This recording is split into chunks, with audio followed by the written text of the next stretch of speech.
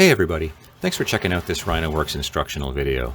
In this video we're going to go over how to adjust the kickdown mechanism on your AirBoss 300. The tools required today are a 10mm wrench and or a 10mm socket with extension, a flathead screwdriver, a 5/32 Allen key, and a pair of needle nose pliers with side cutters. The first step is to remove the two 10mm nuts that's holding the airbox to the body of the Kohler engine. Next, we're going to use the flathead screwdriver to gently pry the air hose away from the cylinder head while also gently pulling away with our other hand. Try to be careful when removing the airbox. We do not want to tear or damage or lose this gasket that goes between the airbox and the carburetor. So we're going to use our 10mm socket or wrench to loosen the throttle tensioner, and then we're going to use the 5/32 Allen key just to loosen the nut holding the cable in place.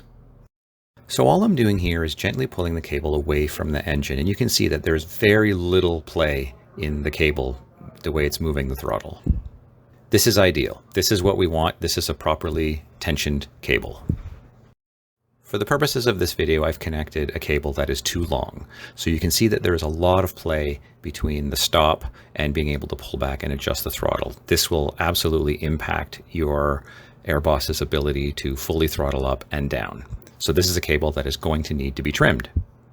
So moving the cable over to an easier to see background, you can see all we want to do is trim off the last end. Basically, you want to cut it right at the bend.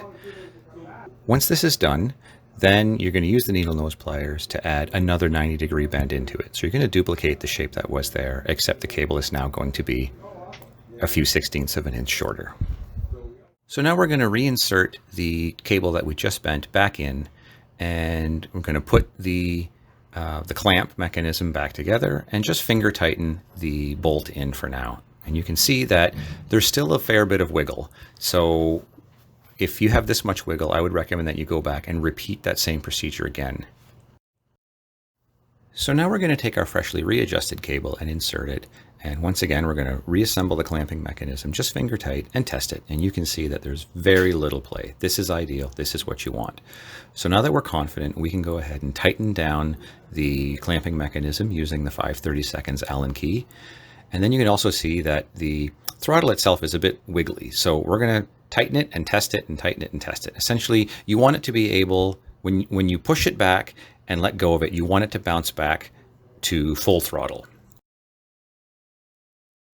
Now we're ready to reassemble the airbox. So just be careful of the gasket as you're putting it back together.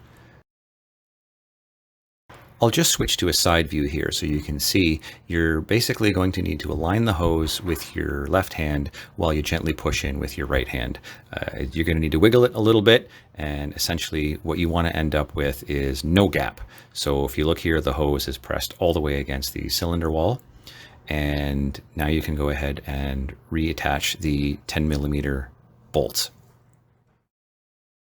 I'm just going to demonstrate the kickdown here. So as I jiggle the little silver handle here, you can hear clicking, and this is the kickdown doing its thing.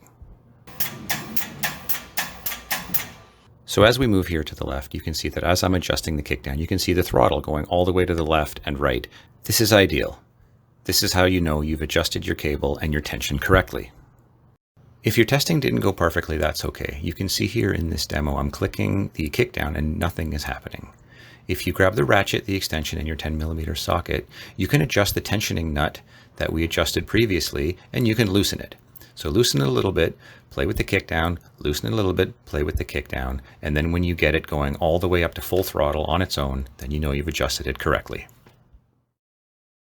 That should do it. I hope you found this video helpful. If you have any questions about what we've done here today or about any other RynoWorx products, please visit us at www.rynoworx.com. That's RynoWorx.com. Thanks a lot and have a great day.